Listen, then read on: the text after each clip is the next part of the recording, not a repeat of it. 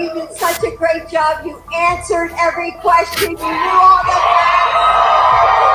My self-talk after I'm looking in the mirror, congratulating myself for not pissing myself after I've had about 11 beers and half a dozen Fernets. What is so great about being the first lady that you would want your own husband to go through this? And the only answer I have is that she is evil, that she is Satan's spawn, and that she is abusing an old man on stage. Now, does that old man deserve to be abused and humiliated nationally? Yes! Folks, hi, welcome. It's another Circle Jerk America, a historic one, if you will. You know, like many philosophers say, history happens between podcasts. And then a whole lot of history has happened since we last spoke to you here on Circle Jerk. And there's quite a lot to get into because, you know, Zach and Gavin, a portal or a rift has opened in the space-time continuum to a different world, an alternate reality, perhaps, where, you know, cable anchors are starting to say the thing that everyone else has been seeing for a very long time. A reality where, you know, maybe Joe Biden is not the nominee in 2024. And it might just be a small window. It might just be a glimpse through time. Who knows how long this portal is open, but it has opened. Yeah. And this reminds me a lot, actually, of the moment that we briefly observed and that some of us even participated in after that report came out, basically saying that Joe Biden was too old, too senile, even to be held responsible in the own documents case, you know, with his potential violations of some laws pertaining to those documents. A lot of people were saying, this is the time, you know, now's the moment. Let's get him out of here. Let's change courses. Didn't seem to happen. But yeah, I think we're back, you know, in that conversation. It's crazy, too. We were just talking about drug addicts. And that's a nice segue into this conversation here because you guys are all on hopium. You guys are all on crack. Anybody out here who is out here suggesting at all that there's even a remote possibility that I'm just going to be the cold water guy is just here to circle jerk you, my good fellas. But that's okay. We do love hopium in this alternate reality, and I think we've got a Biden mega donor here, and he's going to give his alternate perspective on this race because you know maybe you walked away feeling different. You walked away feeling more optimistic, right, Zach? Is that what happened? I felt a great sense of shame for myself and my country after subjecting myself to this senile madness. So a lot's happened since Thursday. So let's wind it all the way back to where it began when when Joseph Robinette Biden perished from this earth. Did you guys ever see the movie Halloween? Oh, sorry.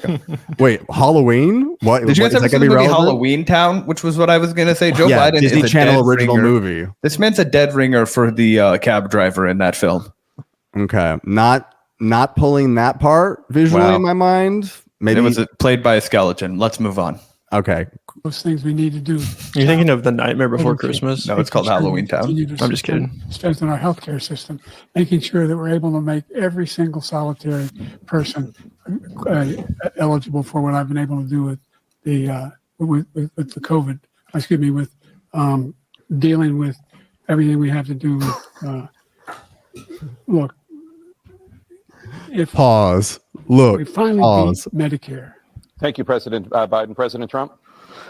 Well, he's right. He did beat Medicare. He beat it to death, and he's destroying Medicare because all of these people are coming in. They're putting them on Medicare. They're putting them on all those things.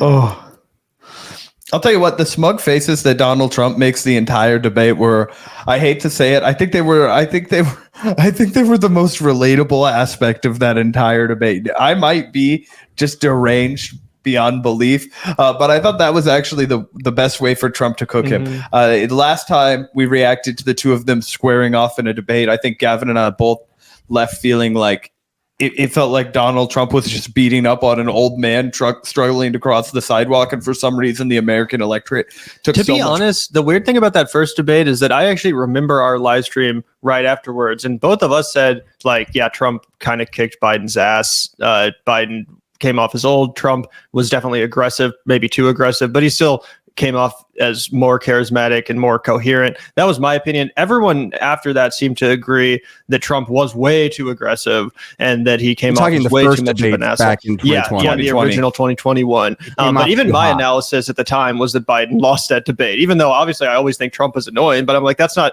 was nothing new to me. I was like, everyone acted shocked by it. I'm like, yeah, that's who he is. That's exactly what I expected him to act like. But yeah, in this one, he definitely toned it down significantly.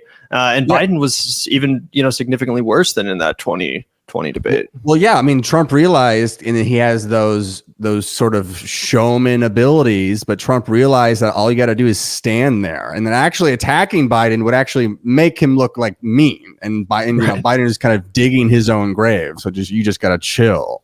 And that seems like what the entire nature of any debate between them would be like foreseeingly in the future. I mean, there's been nothing post this debate that has shown that like he's like, oh, well, he came out and had a really good time here. We'll get to a clip later about that. But so that was the first clip, beat Medicare, and then we have one more here on the one issue that should be the slam dunk one, right? Look, there's so many young women who have Is this working? including a young woman who just was murdered. It's just low. He went to the funeral. The idea that she was murdered by an immigrant coming in. They talk about that. But here's the deal. There's a lot of young women who are being raped by their in-laws, by their spouse. There's a lot more young women being raped by their in-laws. But Biden, we're in the first 10 minutes of the YouTube video. Okay, we have to like censor that out now or something. It's just ridiculous, and they can do nothing about it. And they try to arrest them when they cross state lines. Thank you. Look, there's so many young. Please stop. Sir, for your own good, we're going to cut your microphone one more time.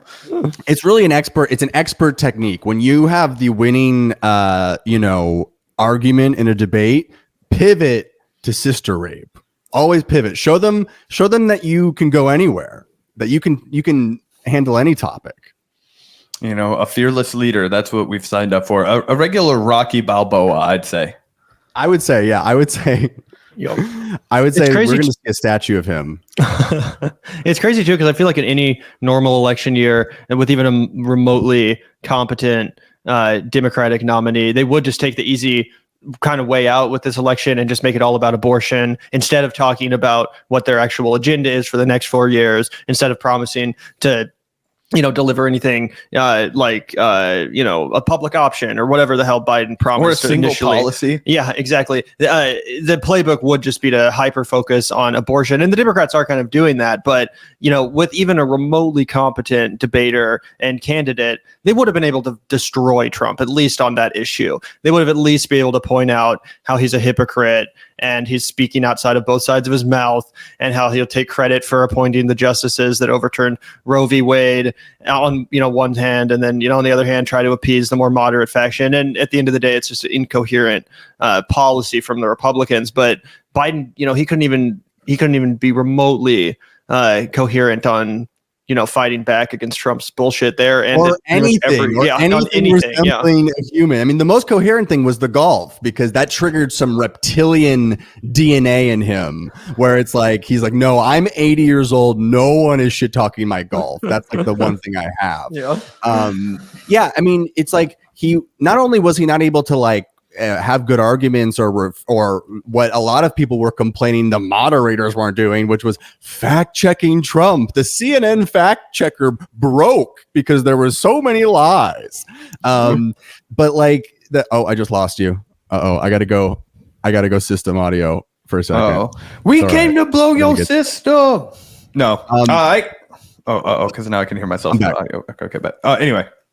But yeah, like the what's crazy is he wasn't able to form any sentences really at all, to the point where there wasn't a single moment that you could clip out to be like, this is where he shined. Like it was the worst performance maybe in American history for a president. And we've seen a lot of old stuff from Biden, but what was different about this was everyone just decided afterwards, all of the anchors decided, yeah, it's fucking over. Like it was crazy. Like, did you guys watch all these like panels like of people immediately after, like the CNN one? It became undeniable. It was like, who are you going to believe, me or your lying eyes, right? It became a point where from the moment the debate started, we talked about this the other day on the main show, you walk out, you see him either mumbling to himself, this is the main show, to somebody who thinks there's a, maybe there's an earpiece guy that he's expecting to have respond to it. Maybe it's his own psyche. I don't know. Potentially it was the moderator who was very far away. They wouldn't allow an audience in there because he was so deranged and confused, right? It only got worse from there. He didn't make a single coherent point. And also, by the way, to your point about the fact check machine breaking, it's like they didn't learn a single lesson from 2016. Nobody cares if he's telling the truth, because guess what? Joe Biden's a historic liar. He's lied so many times. Do you think you're going to beat him by being like, I lie a little bit less than that guy when I lie it's with good dignity? It's like, of course not, you fucking idiot. But despite the fact that everybody with a fucking pulse, can see that Joe Biden, it is humiliating, to make Gavin care about your political legacy and be like, damn, I can't believe his family's putting him out there. Typically, I mean, I love my grandpa. I sure shit wouldn't put him out there. Like, you know what I'm saying? Like, for Gavin, somebody who hates Joe Biden and everything he stands for, to be making that case, it's humiliating. It's a miserable performance. So people like Van Jones have to, reckon with that live on air. No matter how much they've decided to commit and make their brand supporting Joe Biden, no matter what. It's also like these CNN audiences, and the MSNBC audiences, they've actually been kind of, they've had the truth sort of hidden from them.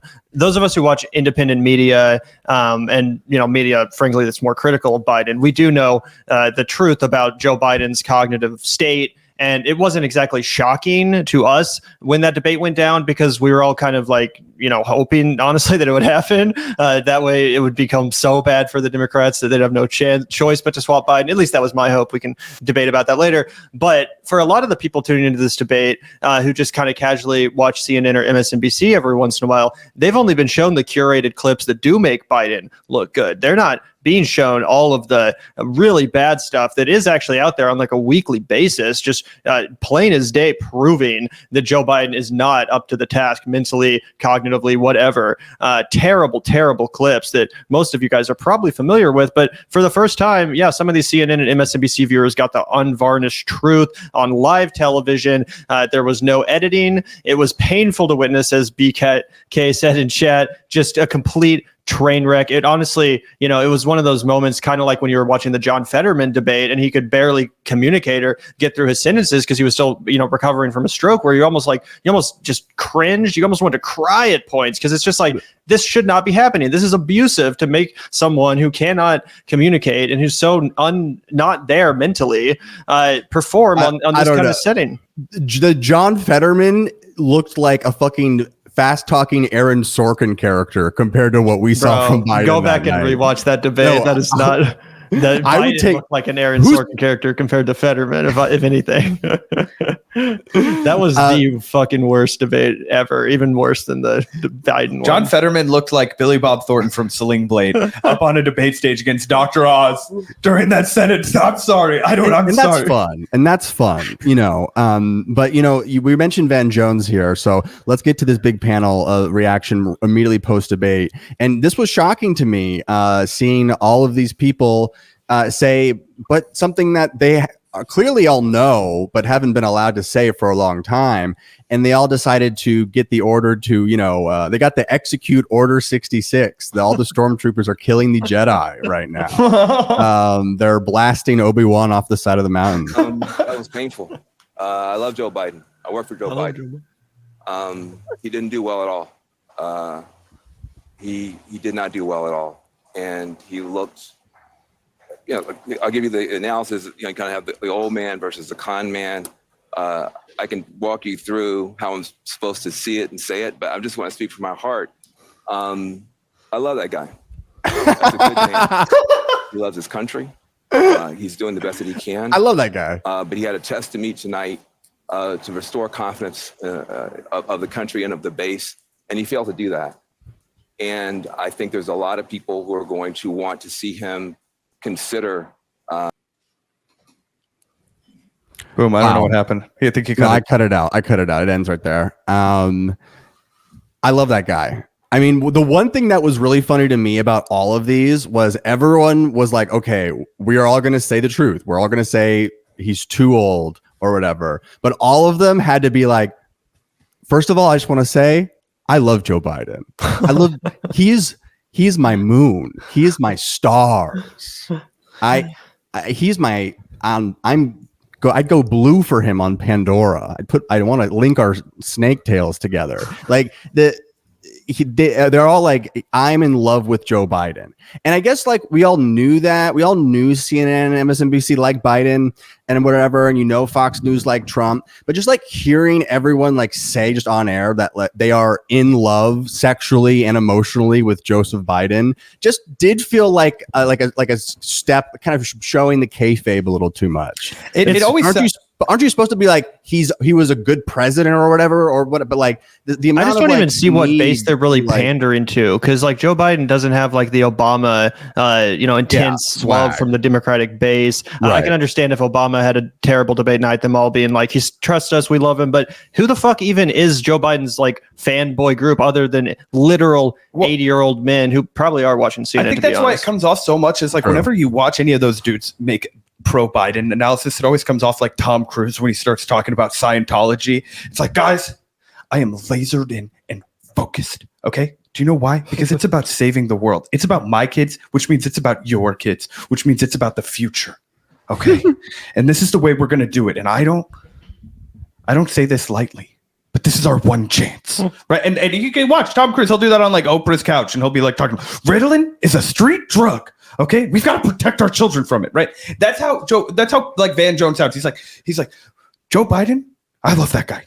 We got to protect him because right now he can't protect himself. That's just it's not just Van Jones. Everyone was saying this. Like Morning Joe was like, I just want to say I love Joe Biden so much and I would defend him, whatever. Okay, another Biden mega donor enters the chat. What's up, good? Hey, we wanted to bring in the Biden bro perspective, a dark Brandon acolyte, a man who will not. What if Mac was like one of those cracked out TikTok Biden kids? Like, I love Biden so much. Let's do a little dance. They're always like twirling and like jumping around. Like they're getting the Biden cocktail. They're getting the V serum or whatever. Yeah, what's up, Mac? Welcome back to Circle Jerk America. Thanks for taking the time to join us welcome as back we to break down the wake or the what's happened in the wake of this absolute shit show of a debate. I'm sure you've been paying attention, as has everyone. Looking forward to your commentary and theories about what happens next, if anything, for the Democrats. Something Zach and I have been kind of hotly speculating about, debating a bit ourselves. So yeah, can't wait to get your takes. Yeah, I mean, I'm not sure what you guys are talking about. Shit show. I don't know if we were watching the same debate, but exactly. I saw a virulent, strong man up on stage. He looked energetic. He looked excited. He was hard. I'm ready to hit the polls. Right? He was Jack. Yeah. I mean, I don't know what happened with Jill later in the night, but he looked pretty hard and tough. Her shit rocked. Yeah, but she also pegged him that night. She was feeling herself too. That's why he came back out. He came back out on stage after the debate, and he was looking so much. It was so much more reinvigorated after the fact. Yeah, he's like one of those intermission. He's like one of those little machines that has the twist to make it walk. Mm-hmm. You twist it a few times. Yeah. All Griffin is saying is don't go barefoot into the White House shower, if you know what I'm saying. That's true. Wear your Crocs. The thing we're on right now is all these people, the mainstream media saying that they love Joe Biden like a brother, father, sister, mother, but he's got to go. I mean, we've got other people here. I mean, the emotions. Thomas Friedman here wrote an article about him crying. Let's see. Yeah, I'm gonna put it up right here. By Thomas Friedman, opinion columnist. I watched the Biden-Trump debate alone in a Lisbon hotel room, and it made me weep. Humble brag. Yeah, humble brag. Yeah, I was on the villas. And I was having a fine glass of Porto. And wait, was this is the main New York Times column that they put out? Yes. I didn't even read the whole. Was this thing, the one calling on him to step down? You didn't miss much. Thomas Friedman's a douchebag. Yeah, I saw that. And then there was another tweet from someone saying that like Biden could never recover from the New York Times editorial board, to which a lot of people reminded him that the New York Times editorial board endorsed Amy Klobuchar and Elizabeth Warren for president, neither of which are president. So how much influence do they really have? It's debatable, but that's right. Fake news. He's young. Yeah. So Thomas Friedman is sobbing in a Lisbon hotel room, which I can only imagine he was originally planning to jerk off in, like to the debate, but then he got too sad. But everyone is sobbing. Everyone wants to let you know that their heart is broken, but Biden has got to go, which is shocking. I mean, were you guys shocked to see this? Yeah. So I know you mentioned this earlier, Griffin, but that Morning Joe segment, the morning after the debate was, so I queued it up. I was recording a video on it, and honestly, it was like 3 minutes, I think, total. The first like 2 minutes and 45 seconds was Joe Scarborough getting on his hands and knees, bending over for Joe Biden. Like this man, I would do anything for this man. I would circle jerk my way around the world for this man. Like he's expanded. He's expanded NATO, wind, air, and fire. He is the earth, wind, and fire. He is ready for us to go to war with China. He's making World War III exciting. Like. This man, he wants to do it on multiple fronts. He's prepared to take Taiwan, Ukraine, Palestine. Right. He doesn't care. You know what? Let's just stick our fucking finger in Iran's eye while we're at it. But the one thing that he was sort of questioning was on the corporate front. If you guys remember, he was saying, well, if I was the head of a CEO, if I was the head of a Fortune 500 company, would I keep Joe Biden on as my CEO? Which is, of course, the only lens of analysis that any of us have when it comes to choosing our president is, can they lead a Fortune 500 company? And there he had a little bit of doubt. So I think his only other analogy would be like if you were on Epstein's Island and you had a pick of the litter, would you pick Joe Biden as one of the children, or would you pick one of the sexy kids? Exactly. Yeah. And Joe Scarborough is actually like reportedly a pretty good friend and confidant of Joe Biden's. Like they actually talk on the phone. It's the only show Joe watches. It's got his name in the title. It's Fox and Friends. Yeah. So that was pretty significant for sure. Honestly, I'm just genuinely shocked, and I know that people call it cope and they call it crazy, talking about the whole convention swap idea. But I'm genuinely shocked that more people around Biden haven't told him, confided in him that it's what's best, not only like for the country and for the prospects of beating Donald Trump and everything, but just for the sake of Joe Biden's own legacy. I feel like that would be the one way to kind of pierce through his ego and get to him. And there was a report that Joe Biden was in fact humiliated by his own debate performance, that he was like painfully aware of how bad it was, and the fact that those clips will now in part define his legacy going forward. And I mean, I think that's an important point for people around him to make, man. It's like, do you want to be remembered as the guy who defeated Donald Trump or the guy who lost to Donald Trump? Because if you stay in this race, that's how you're going to be remembered. No one's going to care about the fact that you saved democracy in 2020 or whatever if you just then forfeited it all for your own fucking ego because you couldn't step aside. Gavin makes an incredible point here. Who is actually deciding this? Because it couldn't be Joe. Joe seems to almost not be the decider anymore. And so who is really behind all this? And I'll tell you guys, I've decided it's a few culprits, but I'd like to focus on the first one, who I kind of call the mastermind of the operation here. Jack. Jill Biden. Every Jack has a what? This is a great clip, everybody. I'm excited to watch this. Joe, you did such a great job. You answered every question. You knew all the And let me ask the crowd, what did Trump do? Why? Yeah, I tweeted out that this is my self-talk after I'm looking in the mirror, congratulating myself for not pissing myself after I've had about 11 beers and half a dozen Fernets. But, that's after I vomited everywhere. It's just like... Somebody else tweeted that this was like your kindergarten teacher like coming up to you after you got last place in some class event. The last kid to finish the mile, the super fat kid with the fucking inhaler. I just like bent over on the knee. What I don't understand about this is like, I mean, Jill Biden is not Michelle Obama. Like she's not a celebrity to that extent. So what is so great about being the first lady that you would want your own husband to go through the destruction of his own legacy? Again, even if you don't care about democracy, Donald Trump, the fate of our country, the future of the nation, anything like that.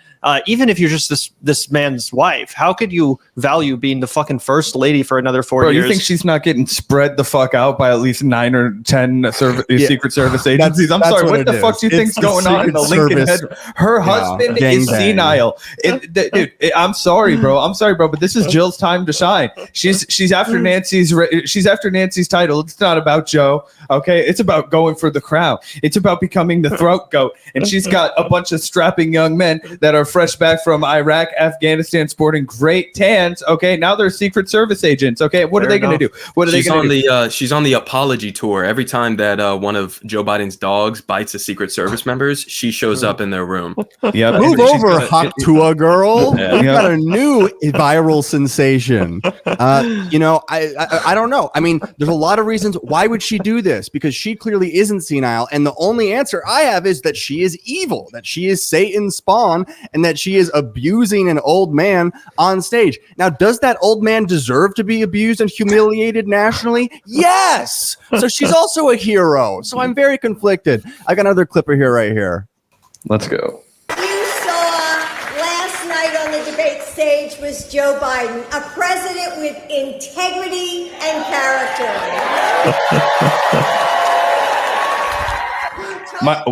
Truth. And Donald Trump told lie after lie after lie. Oh, you're good. You're so just fucking make Jill Biden the president. Can we pause it really quick? He looks like, when you make your girlfriend send your food back because they overcooked your steak. It's like, yes. He looks to me like one of the incarnations in It Follows, like one of the dead people that like appears, yeah, totally. that's walking towards you slowly. Jill, turn around, Jill. Yeah, I mean, there's even more reports here that Jill Biden is one of the forces that wants him to stay in the race. So I've got this right here. You want to zoom in? Thank you. What I'm hearing regarding Joe Biden, Ron Klain and Barack Obama are having a sit down with the president today. Jill Biden is insistent that Joe runs. Kamala is furious she's not being considered as a replacement. Whitmer and Newsom are. And interestingly, my neighbor in the East Hamptons, blah, blah, blah, blah, blah. Okay, the fundraiser. Okay, can I just chime in here really quickly because Gavin can attest to this?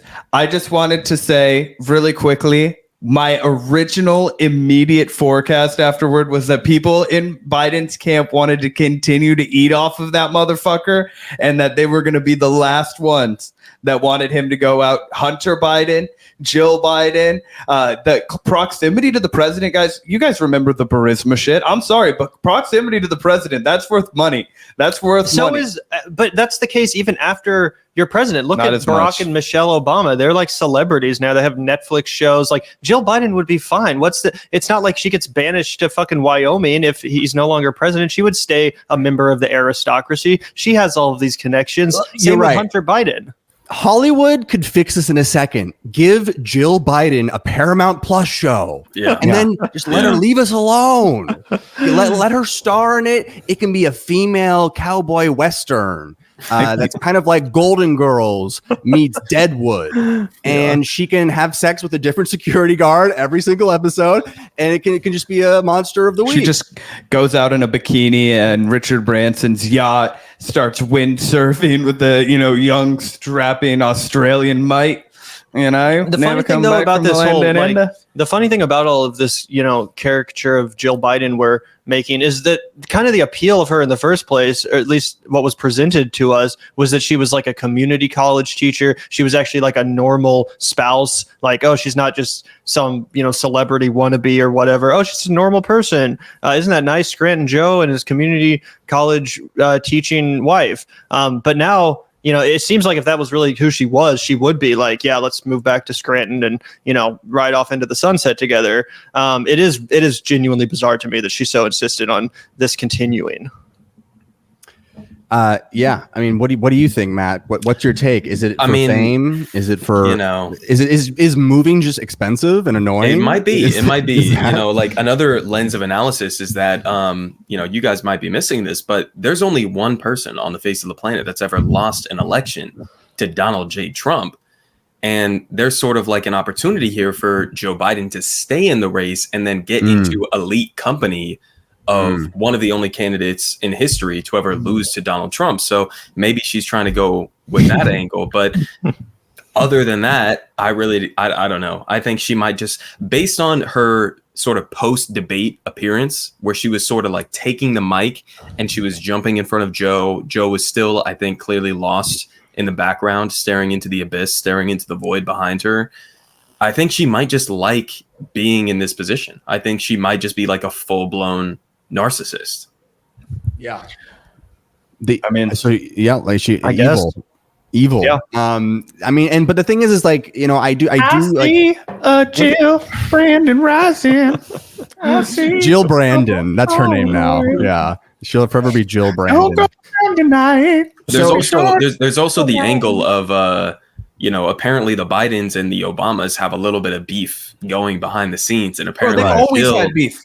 Jill and Michelle don't really like each other, maybe, so she's kind of going with the angle of, you think Scottie Pippen's wife fucked with Michael Jordan's girl? No. That might be it, but I'm just saying, maybe she wants a second term just as a flex.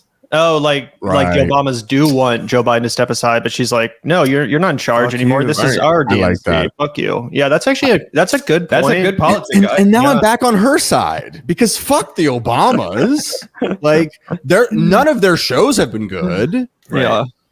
So, it is hilarious too, the part that you threw up on screen, Griffin, about how Kamala apparently feels very excluded from the conversation about who the potential replacement would be were it to happen.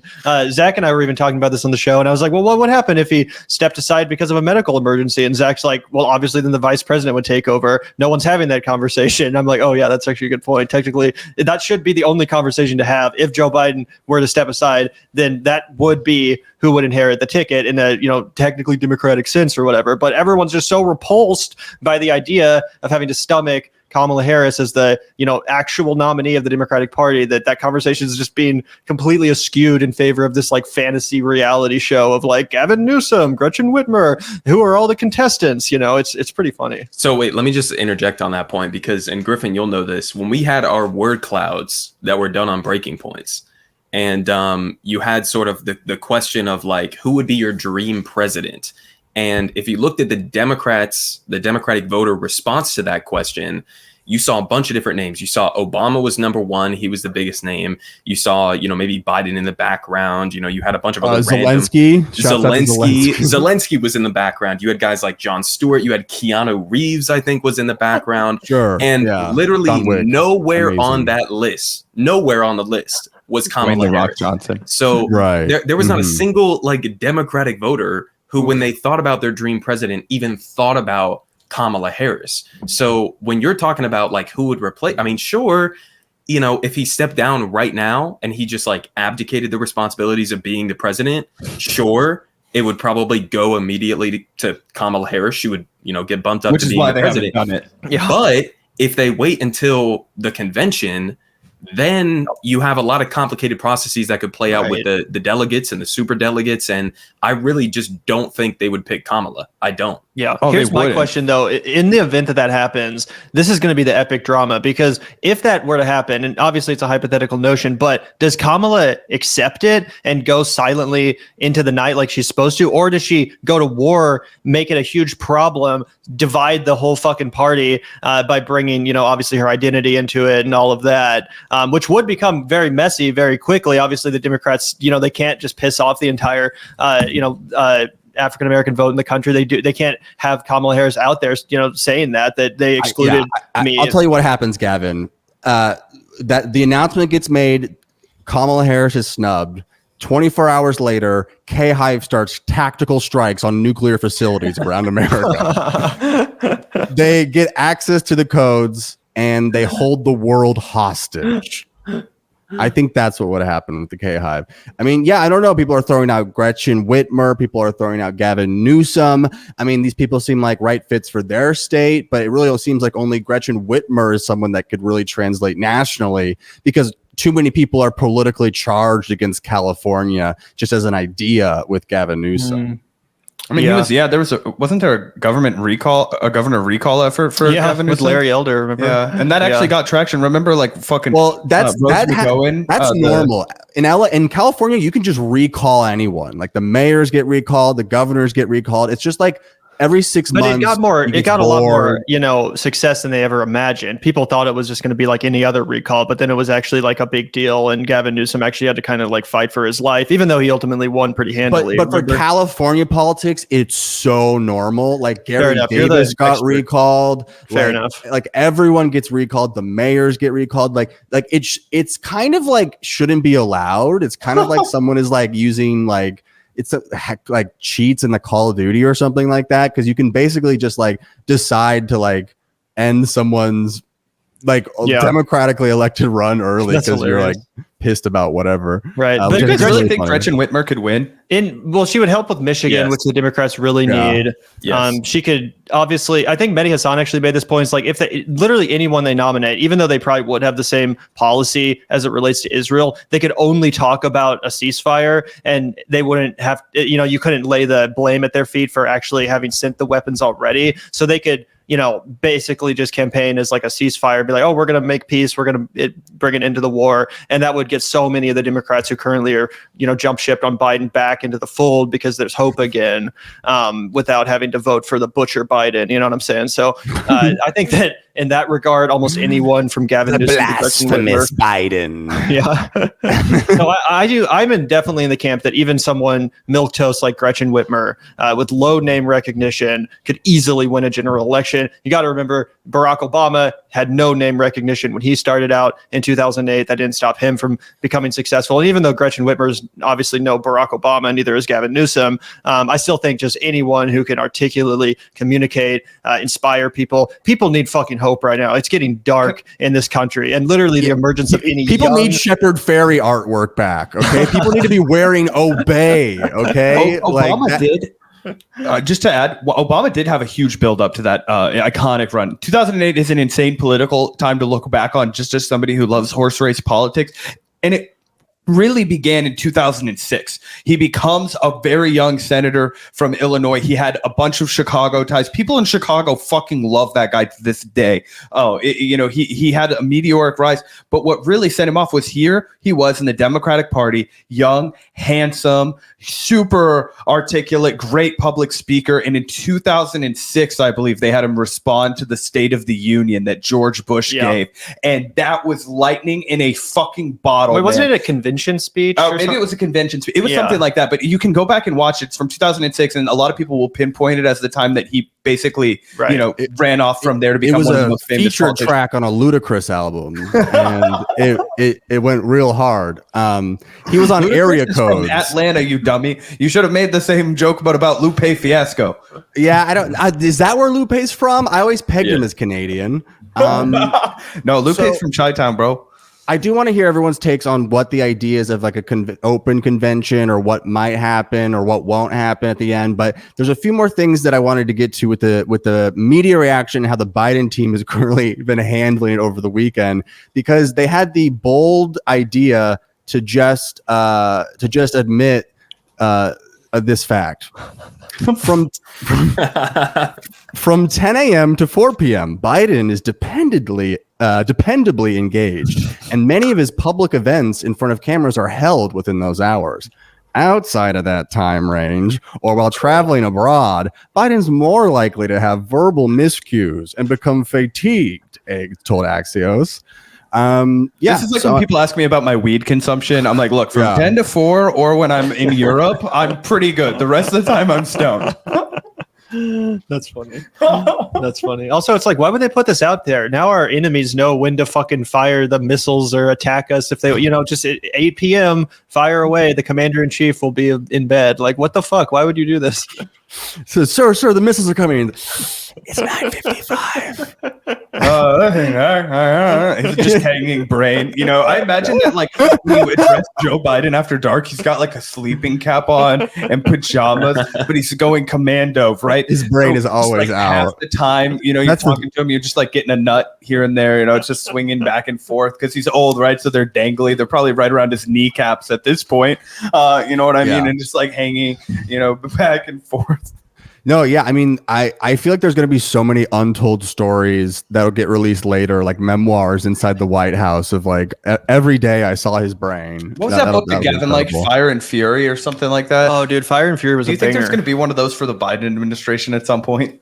Oh, dude, that would be great. I would read the hell out of a expose of the Biden That's what administration. Gavin lives for. Bro, that book was salacious and it was like super TMZ and stuff, but it was actually crazy that that reporter guy, Michael Wolff or whatever, got as much access as he did to the people in the White House. Like usually they are so locked down as far as the press and who's able to actually get access to people that close to power. But the Trump administration was so chaotic in the first couple of years that it was just like anyone could kind of get in. And that dude easily embedded himself in there for longer than like, you know, you would expect. Anyway, that's a throwback. No one talks about that book anymore, but no one talks about that.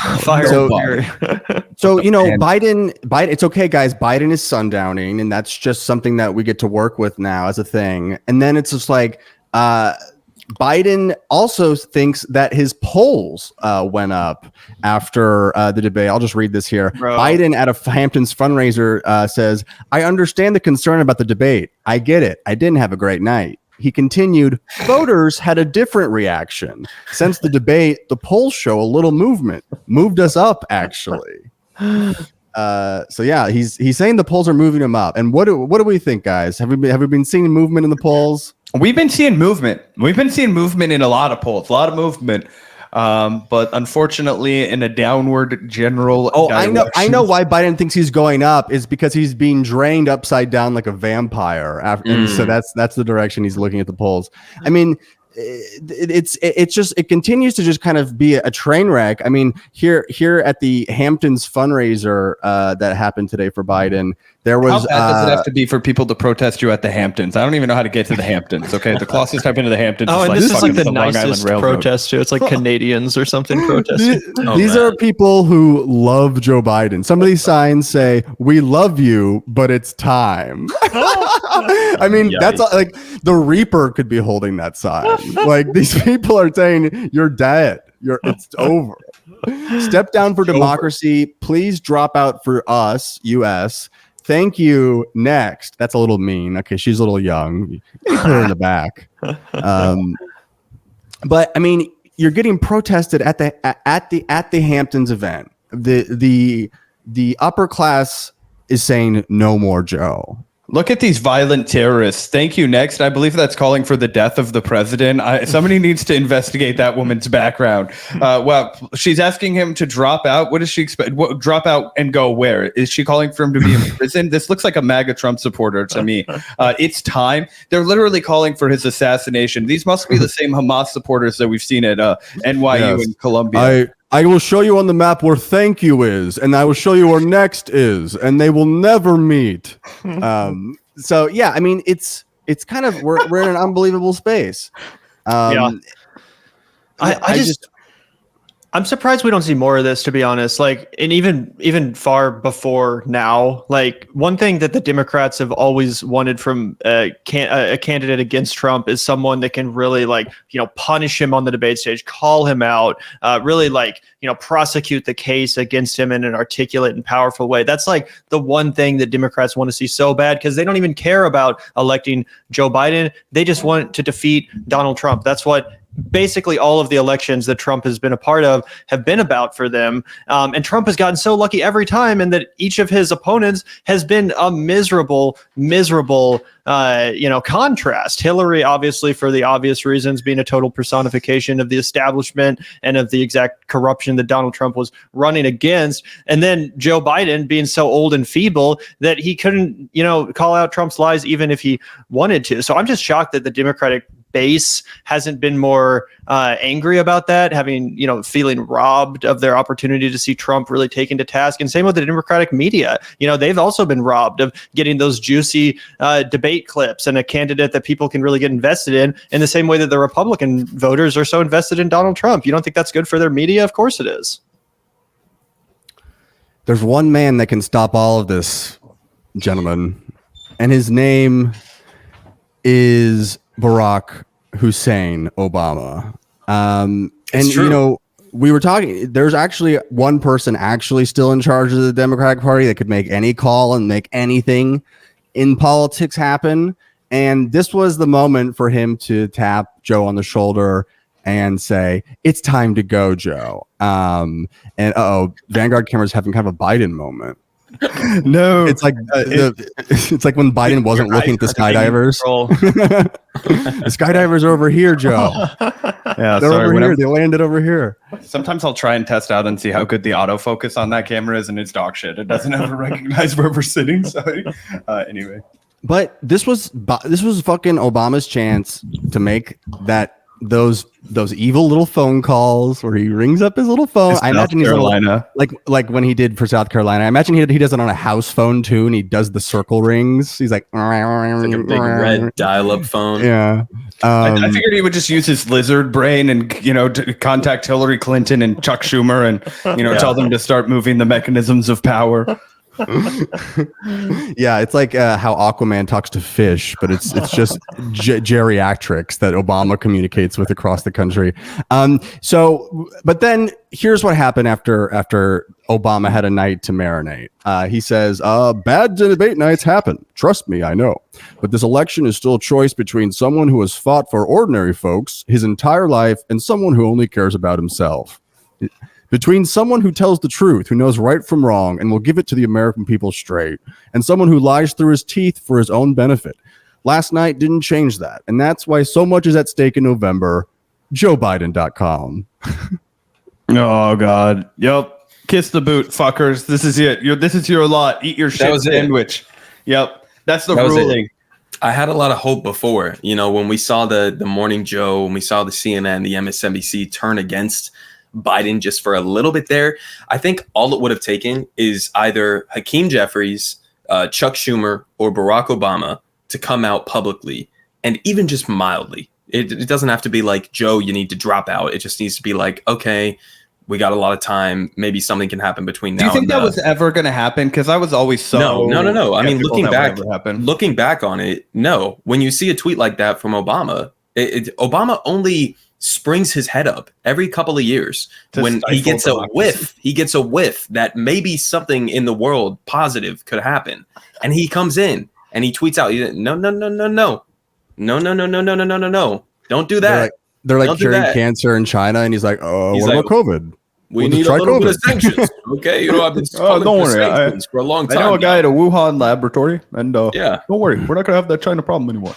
No, I mean, looking back on it, like when we were watching this debate in real time, in my head, I was the most hopeful that I had been in, honestly, years. I was like, okay, there's actually a potential for this man to be replaced. Like I was watching, Morning Joe, I was looking at Van Jones, I was looking at, Simone Sanders on MSNBC, and I was like, talk about they may actually replace this guy. Like this is the moment. There's a small moment here for the next 2-3 days that they could replace him.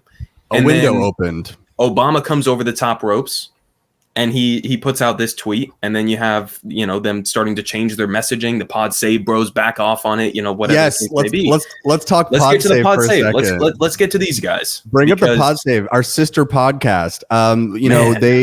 They are they're insiders, DC insiders, just like our show, and the Pod Save guys. They were coming out really strong about replacing Joe after this debate. They did a bunch of videos on it that went viral. They did a bunch of tweets. They've largely been actually pretty good on Israel too. Over like the last 6 months, they've been loudly rejecting a lot of Biden's bullshit on here. But then, of course, Obama did his shit and was like, shut the fuck up.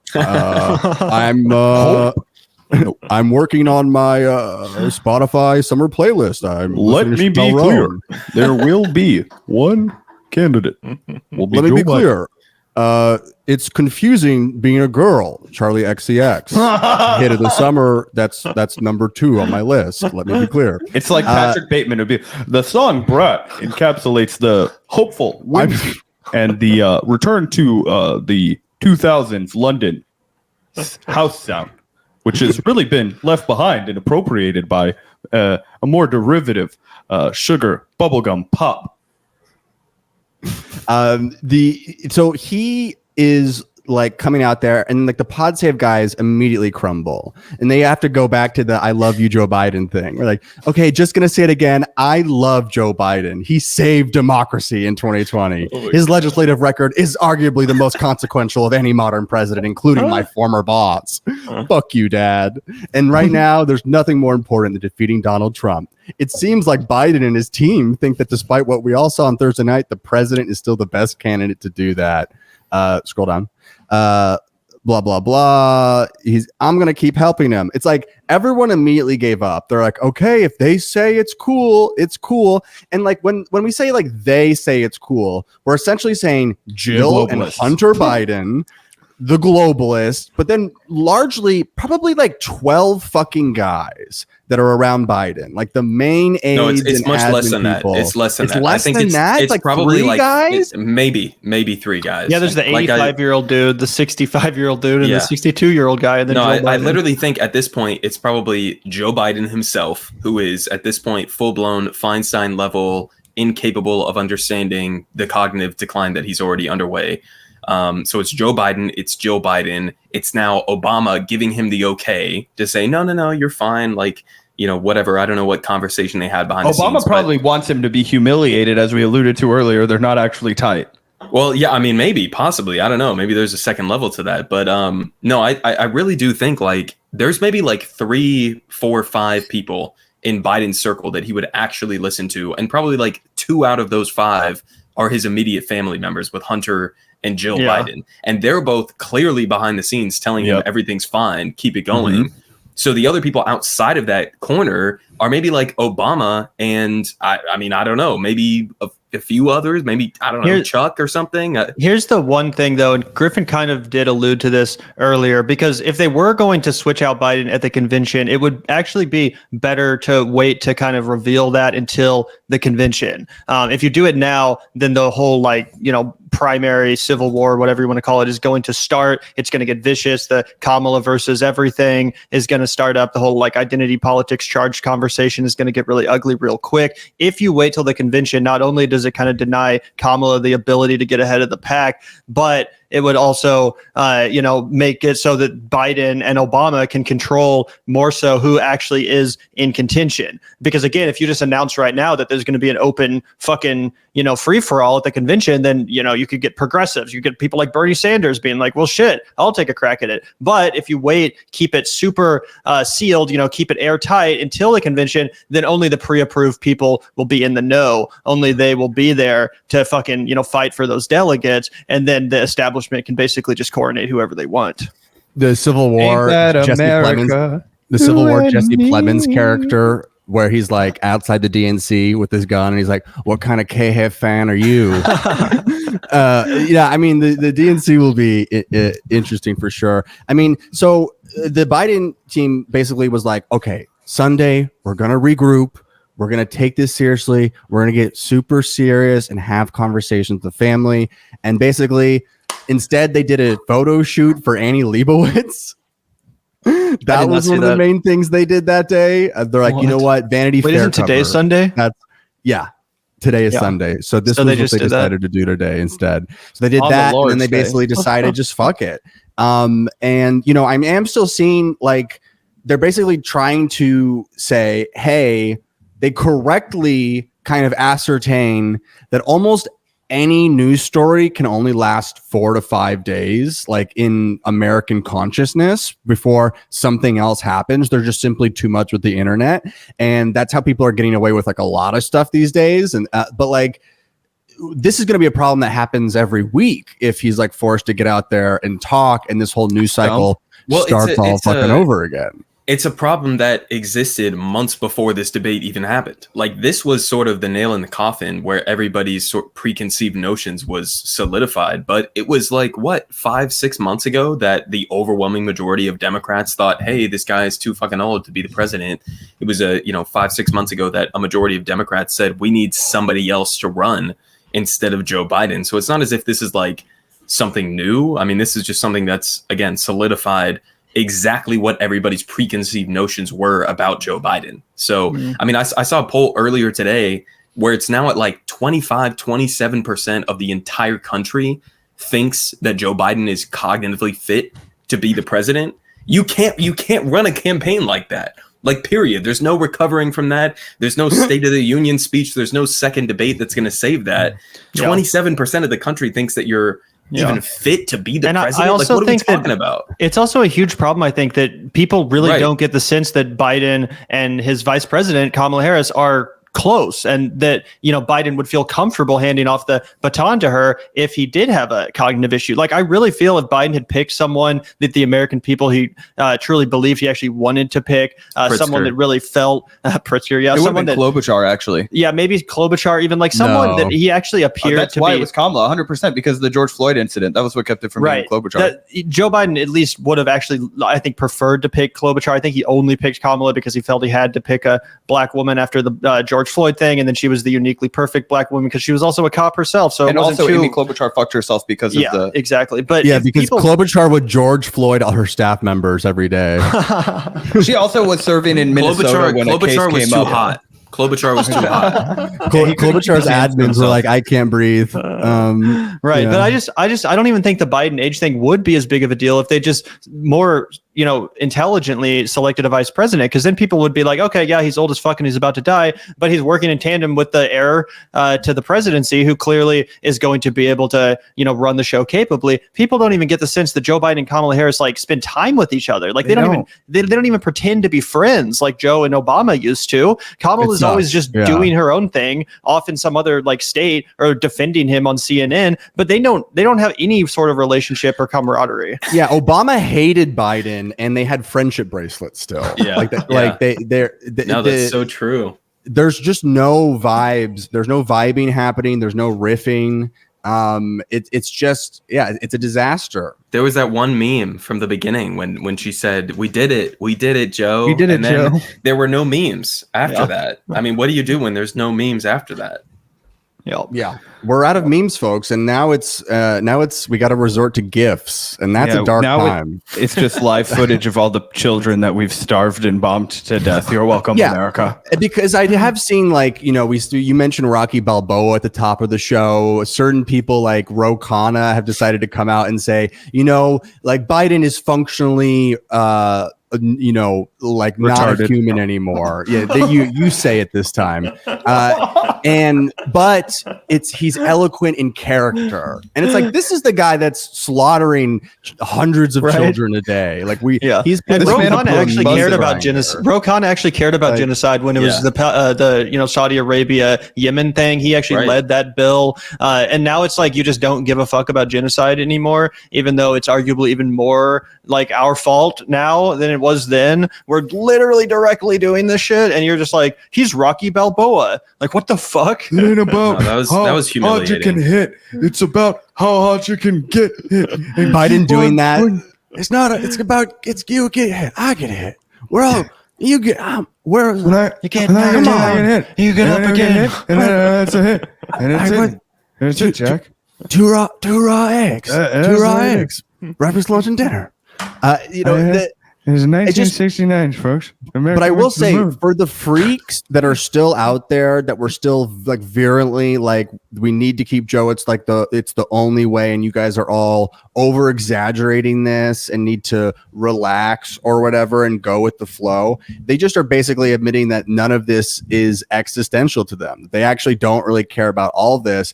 And it'd be one thing if it was because they were charmed by like the charisma of like a Barack Obama or something, but that's like not even what's happening here. Like, no one loves Joe Biden. Like, we're doing all of this for like 5 party elites to keep their fucking parking spaces. It's so fucking stupid. And I just can't believe that we're going to throw it all away for like just a couple of guys. And it's working. Like my mom's liberal friends are like emailing her and being like, we didn't like what we saw at the debate, but me and Doug had a long talk and we decided Biden's the only one who can save democracy. So we're staying with him. It's just like, I've seen that happening too on social media. Someone the window is already starting to close, but I saw, yeah. Oh no, you're good. I mean, you are seeing people like Rep. Jamie Raskin came out today and said that, we should consider someone else. I think that was pretty big for a congressman from the Democratic side to say. But I don't know. It's like the window is already closing. Sanders calling for this shit, by the way.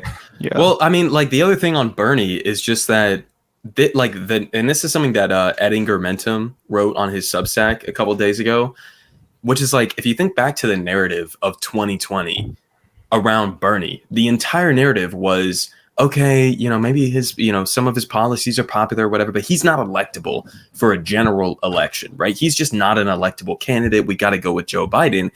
And that was like a completely bullshit narrative at the time. But then you fast forward 4 years later, and it's like Joe Biden is a historically unpopular candidate. Like you'd have to go back to, I don't know, Jimmy Carter, or even before that, to get an incumbent candidate that is this historically unpopular. And so where is that argument? Where's the argument of electability? Where's the argument of who can prevent fascism from knocking on the door in November? Like, it's clearly not Joe Biden. You don't get much worse than this. You could sub in any generic Democrat. It could be Newsom. It could be Whitmer. It could be Shapiro. It could be literally any other random Democrat, and they would do better than Joe Biden. And I don't even like Whitmer or Shapiro or Newsom, but they would do better against Donald Trump, because that's the main concern of voters right now. Like, there's no way to spin it. There's no way to get around it. Joe Biden is too fucking old. He's 187 years old. He's staring off into the abyss. He's staring off into the void. There's no way to get around that at this point. Also, I feel like part of the reason why he was even considered the quote unquote more electable candidate in 2020 was because the implicit promise that he would only serve one term. Right. It was kind of accepted that he would only be electable for 4 more years. And after that, he would no longer, in any conceivable reality,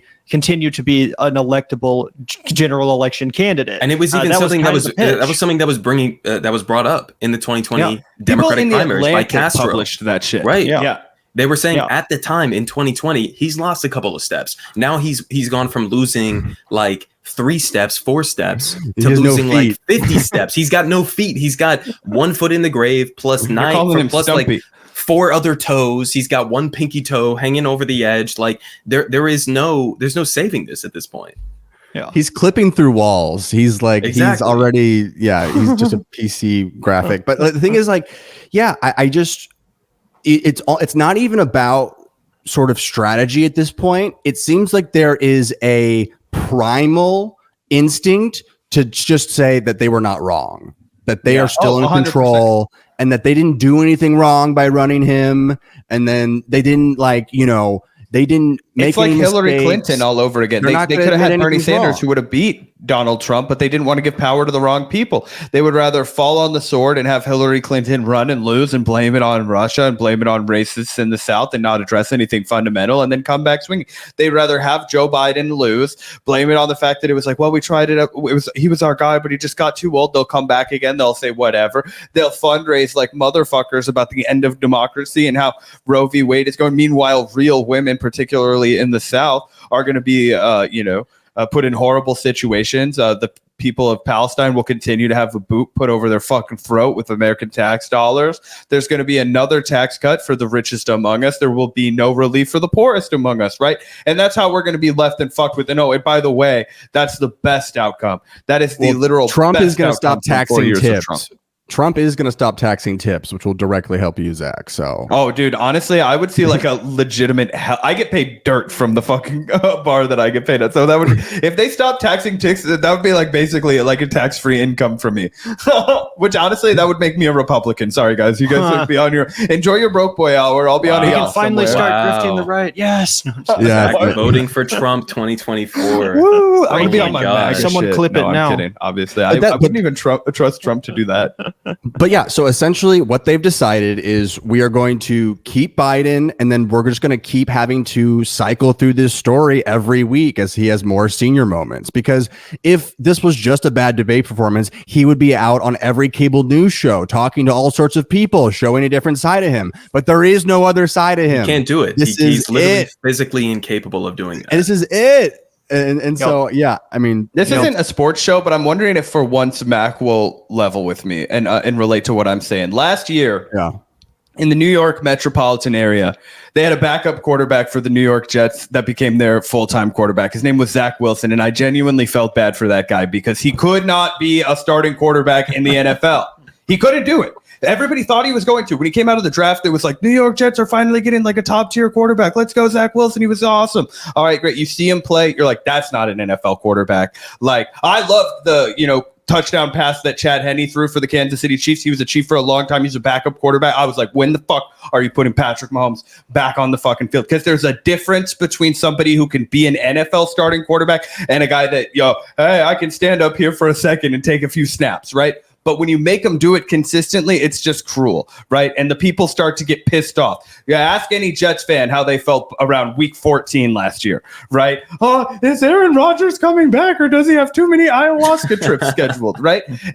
Joe Biden is literally at the point where you're starting Zach Wilson, okay? You have to have a guy who can do the job of a starting quarterback. And unfortunately, they're about to send a guy out with a horrible offensive line, and barely a second string quarterback's talent to go run against a brutal fucking primed and ready Republican Party, which will stop at nothing to attain power again. Yeah, I mean, it's almost worse. Like, it's worse than that. It's not even Zach Wilson levels. Like, it's as if like Zach Wilson had an offensive line that, at the snap threw their hands up in the air. And then after he basically did. And then after the play, they turn around and they're like, what are you talking about? Like, we gave you 5-6 seconds, like easy. I mean, it's just like, I don't know, man. At this point, it's fine. Like, it is what it is. There's no changing it. They're clearly set on this sort of trajectory that they're on.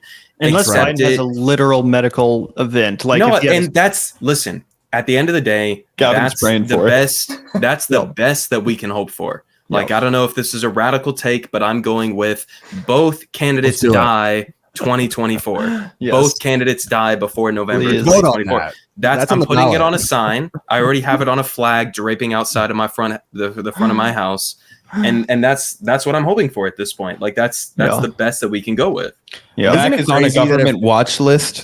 I don't know.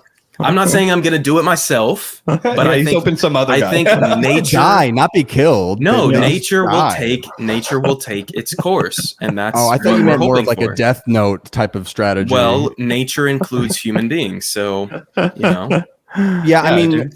Well, somebody pick up a copy of Catcher in the Rye and decide that guy's a phony. No, I'm not worried because now we know New York Times is reporting again more right now that Hunter Biden is the closest current advisor keeping Biden in the race, which I think is great. It's like which means that we're doing the Biden playbook now, the Hunter playbook. So Joe's going to get a sex worker knocked up next week. And that's what people are going to be worried about. That might actually help.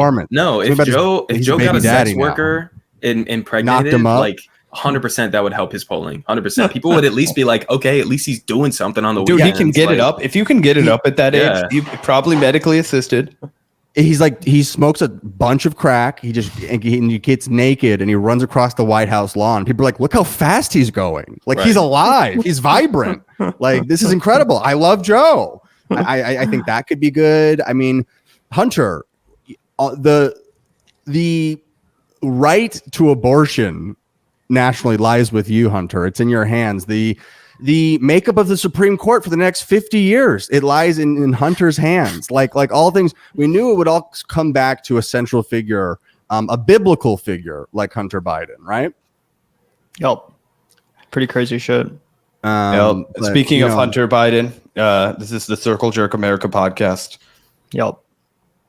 And I think that's a wrap. Great segue. Did we have any other stories you wanted to get to today, Griffin? Crack. No, I don't think so. Mac, was there anything else that you wanted to mention about any of this? I mean, it's y'all's show, I won't delay please.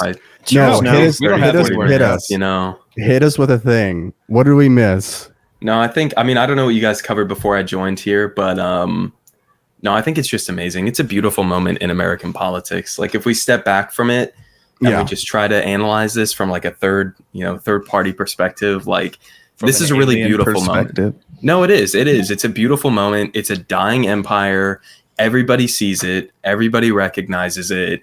This is our global humiliation moment right now. And me and you guys are the Vanguard and Griffin, like there's still time to get a Chinese passport. Like we can go to China. Right. We can try to join in the rising up of the next imperial force around the world. Like there's still a lot of time to get in there. We can get in early. We can. What's your guys' job on the Great Wall? Right, exactly. Like I'm Chief's personal joint roller. Right. There's a lot of jobs open at this point. Like they want us to be there. So, I don't know what to say beyond that. It's a dying empire moment. It's amazing to see. It is amazing to see because I was telling you at the beginning of the podcast, Mac. It was a rare moment to see kind of a window into everyone having to kind of admit like a reality where the news anchors actually like admit what's going on for the first time, like because the truth is so impossible to avoid. You really haven't seen anything like that before. And it may all go away, they may all fall back in line, but it was a moment. It was a moment to remember. Yeah, Gandalf, my old friend, this will be a night to remember. No, it'll be fun to see how this plays out. I still have my doubts. Even right now, even with all the cope from Obama and Newsom and Kamala and whatever else, like I still have my hope right now that he's lined up the hopium. The time comes, when the time comes for the DNC convention, Biden will gracefully step aside and he'll say, you know what? It's not my time. Here are my accomplishments. I did the CHIPS Act. I did the infrastructure. I had a good NLRB, whatever the fuck he wants to say. That's fine. He'll step aside. Kamala will get a Supreme Court nomination. I don't know what it's going to take. Yes. We'll give her $1 billion. The Democratic Party will shill out $1 billion to get her to go retire on some island. They're still going to build her a presidential library because she was the first black vice president. Well, fine. If that's what it takes, that's great. We'll get Pritzker in there, somebody else, and then we'll all go into the abyss together. That's right. Hold I agree, hands. by the way. I hold out hope too, Mac.